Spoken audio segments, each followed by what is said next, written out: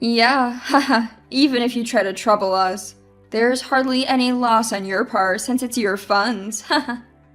Useless poor people with lowly lineage. I sighed as I did the final check. You're closing your account, right? Please, go ahead, with a tone that seemed mocking. Their eyes, filled with a clearly disdainful expression, made me feel disgusted as they stared at us. I decided it was time to give those who judge others by their upbringing a bit of their own medicine. With that thought, I smiled. My name is Tiffany, a 29-year-old office worker. Currently, I'm living a peaceful life with my mom while working. My dad passed away from an illness when I was young. His chronic illness had worsened early. My father, who was involved in various businesses, was always busy with work, out early and back late. Even so, he treasured his family time, and I have fond memories of playing with him on his days off. Mom and I were initially shocked by Dad's death, but Mom, not wanting me to feel lonely, cherished our time together. Fortunately, when Dad fell ill, he made sure with the former CEO to secure enough funds for our livelihood. Thanks to that, I was able to go to college, and both Dad's and Mom's parents were very supportive. Especially my paternal grandparents who lived nearby took great care of me when Mom was at work or away. We still go back to both sets of grandparents for holidays like Christmas and spend time together. I am who I am today thanks to the support of many people. To give back, I went to a national university and got a job at a major company. I thought about working at the bank my dad was supposed to inherit, but I chose a career I loved after being told, do what you love. I've already handed the bank over, don't worry about it. Thanks to a fulfilling home environment and the freedom to dive into hobbies, I had no interest in romance. But now, at a mature age, many of my friends are married with kids. This led me to think about marriage, and that's when a certain encounter happened. I never imagined this meeting would lead to a major incident. Hey, Tiffany, aren't you interested in love? Huh? That was the starting point, a question from a colleague at work. We've been close since our rookie days. You know, I have an acquaintance who's struggling to find a match. He's well-educated and handsome. You're highly educated too, Tiffany. Maybe you'd like to meet him? Really? I've always thought it's a waste for someone as high-spec as you, Tiffany. There are even a few people in the office who are after you. She has a wide network and always shares various stories.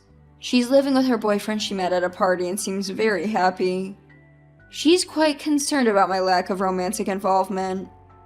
I had even consulted her about marriage, leading to this arrangement. A few days later, I agreed to meet a man named Yosef. The rendezvous was at a cafe. As I waited nervously, a man approached me. Tiffany? Ah, yes, nice to meet you. You're Yosef, right? Yes, thank you for today. Yosef's expression was blank as he looked me over.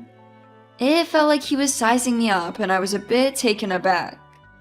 Then, taking a seat opposite me, he quickly started the conversation. What do you do for work, Tiffany? Oh, I work in sales at a company. I've always enjoyed interacting with people and making use of my opinions, which is why I chose sales. I find it fulfilling, and I love the moments when customers are happy with their purchases. What's the name of your company? I told him the name of my company. Upon hearing it, Yosef paused for a moment, then smiled. It wasn't a pleasant smile, more like one of satisfaction. My company is quite a large enterprise with good performance. We're well trusted by our customers, I believe. Since he asked, I decided to return the question. What do you do, Yosef? At my question, Yosef snorted with pride and began to boast. I work at Sunrise Bank as a department head. Sunrise Bank is a really big bank, you know. The work is tough, not something ordinary people can handle. But since my dad is the CEO and I'm the successor, it's different for me. I felt a stir in my chest at Yosef's words. I was expecting a normal response. but Yosef's aggressively toned words made me feel uncomfortable. Indeed, Sunrise Bank is a major bank. I knew about Sunrise Bank due to a certain incident, but I was surprised to learn that Yosef worked there as a department head. Wow, that's impressive. Sunrise Bank is a big place, isn't it? I flattered Yosef on purpose. I saw no need to be rude, and though I thought this would probably be our last meeting, I figured it was better to be nice. Pleased with my flattery, Yosef continued to boast about himself. Honestly, talking to him was painful. He did listen to me occasionally, but always turned the conversation back to himself, even making outrageous comments about his lack of romantic prospects. I'm quite popular, you know, but it's always people who don't match my family background or education level that come to me. I thought the problem might be his attitude, but I already decided not to meet him again after informing my friend. As time passed, he, still looking satisfied, made a suggestion. I'd really like to meet your parents. Huh? But we just met today. That's exactly why. Parents' excellence is important, especially if we're going to date, right? Inside I screamed, I have no intention of dating you. But he seemed oblivious to my discomfort and kept pushing forward. When are your parents and you available? I'll have to discuss it with my mom. What about your dad? As Yosef pressed on, I felt a growing sense of disgust but couldn't find the strength to cut him off. My dad passed away when I was young. At my words, Yosef narrowed his eyes suddenly. Waiting for him to speak, Yosef just said, I see, and fell silent, pondering. Well, send me a date that works for you later. I'll adjust my schedule. No, I mean... Thank you. Shall we leave then? Before I could finish, Yosef stood up. It felt like talking to someone from a different world. Despite my reluctance, I had given him my contact information and even discussed meeting our parents. His disdainful look upon hearing about my father's absence bothered me. In the end, we agreed to meet again with our parents. When I explained this to Mom, she smiled wryly. Maybe you were just nervous because you haven't dated before? Maybe, but the way he spoke was weird. Well, his parents will be there, right? Just say no if it doesn't feel right. I'll be there too. Thanks, Mom. Sorry for dragging you into this. As I apologized, feeling guilty, Mom laughed heartily. It's okay. No need for you to feel bad. Besides, I'm curious about Sunrise Bank, so let's see how it goes. So Yosef and I arranged a family meeting. At that time, I had no idea Yosef had planned the meeting for such a shocking purpose. On the day of the meeting, we arrived at the place Yosef had chosen. It was a fancy restaurant. It's a big place, isn't it? Yes, it is. Inside, our table was ready, but Yosef hadn't arrived yet. We entered and waited, and shortly after the scheduled time, Yosef and his family arrived. Sorry we're late, the traffic was terrible. Nice to meet you, thank you for today. Yosef's family unapologetically took their seats. Irritated but not wanting to start a fight, I initiated the family meeting. After some time, Yosef's mom, Morgan, with a sly smile, spoke up. So, where is your father? Is he coming later? Huh? I looked at Yosef, but he just smirked dismissively and said nothing. I had already told him my dad was deceased. Morgan acted as if she didn't know, despite having agreed to meet our families. Mom quickly responded in my stead. My husband passed away from illness when Tiffany was young. So today, I'm here as her mother. Mom responded with a calm smile. In contrast, Morgan raised her voice in an exaggerated manner. Oh my! Tiffany is from a single-parent family? I was taken aback by her words. Even after saying my father passed away from illness, her tone clearly carried malice. Being from a single-parent family, life must be quite hard, huh? But she graduated from a public university. That's commendable, right? Really? But still, being from a single-parent family, wouldn't dating her be complicated? Yosef's family's conversation left Mom and me utterly dumbfounded. Despite being present, they spoke so disrespectfully, mocking us as if being from a single-parent family was something bad.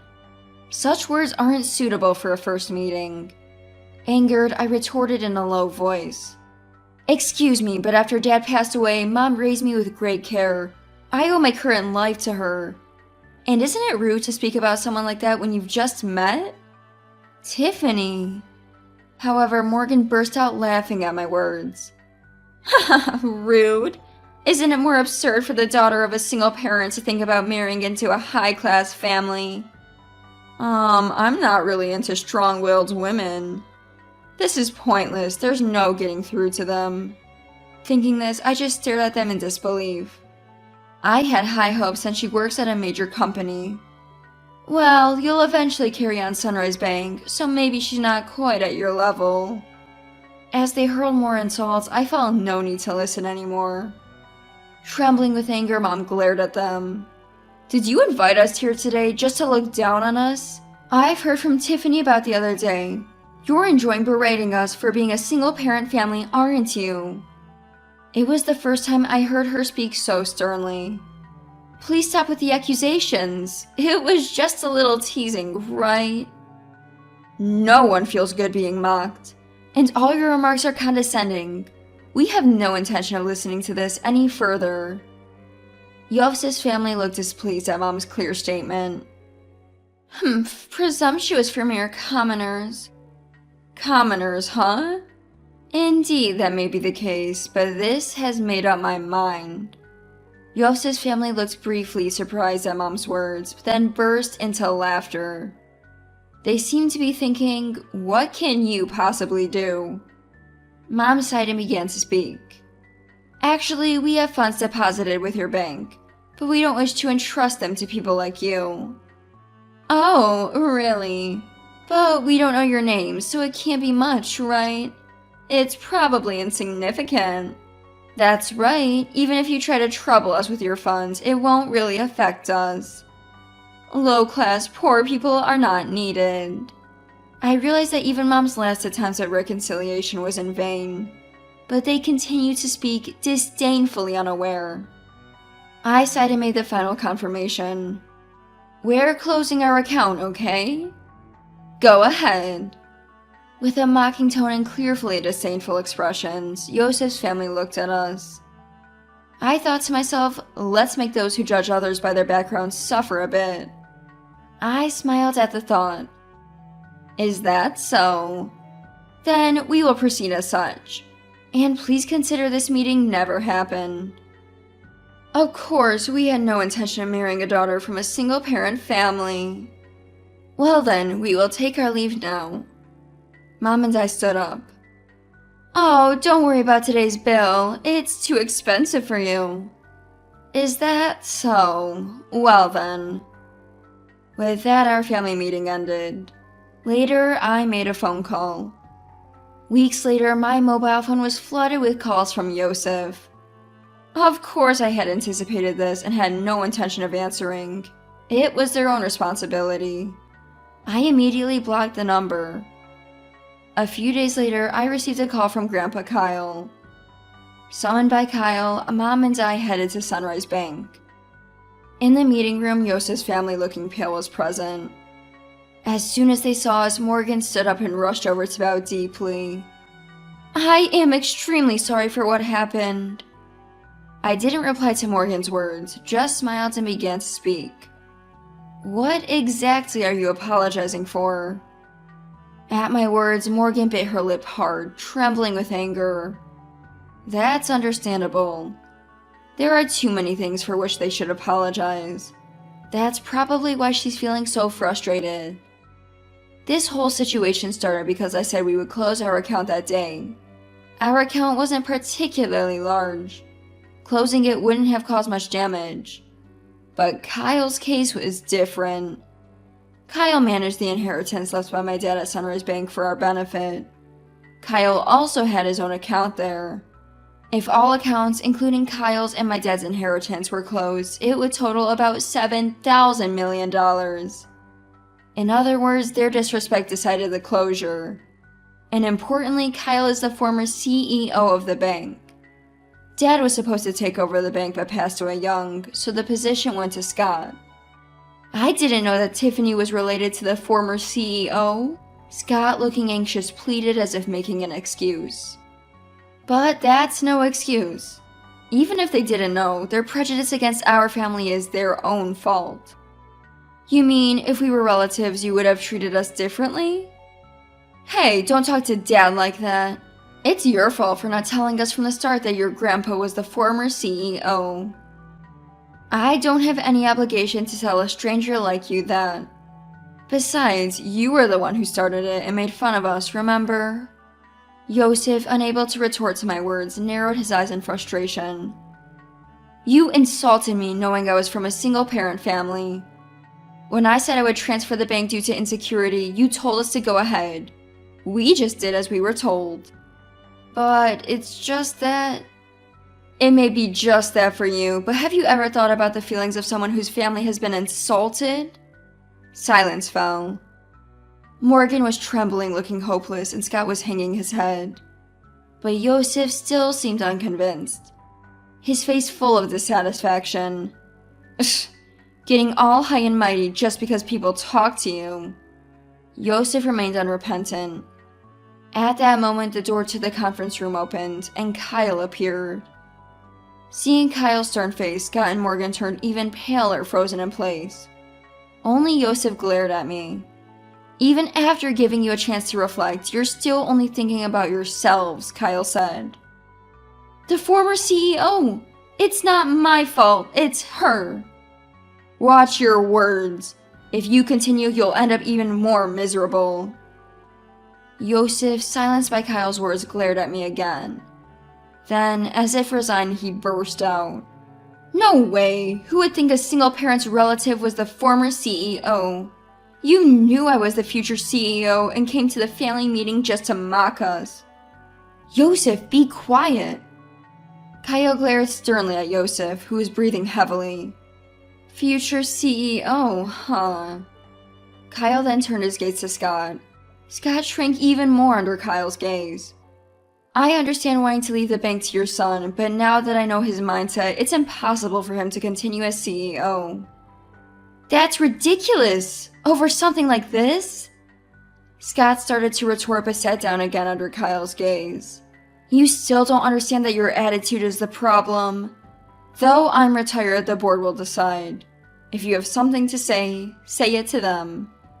Remember, we recorded the previous conversation in this one. Don't forget that the voice recorder will serve as evidence. I took out a voice recorder in front of the three and pressed play. The recorder started playing back our conversation from the other day. How dare you prepare something like that? It's unfair. It was just a precaution. But remember, you forced me into this situation. Yosef had nothing to say in return, and their faces turned pale. Thank you, we'll handle it from here, they said, so Mom and I left. Ultimately, Kyle didn't transfer the funds, at least not officially. Scott was removed from his CEO position, and Yosef was demoted.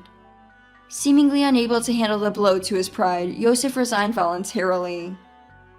Kyle's influence in the financial industry meant Yosef would struggle to find work in the same field again. Whether Scott knew this or not, he seemed determined to work until retirement, but Kyle said it would be tough for him both mentally and physically.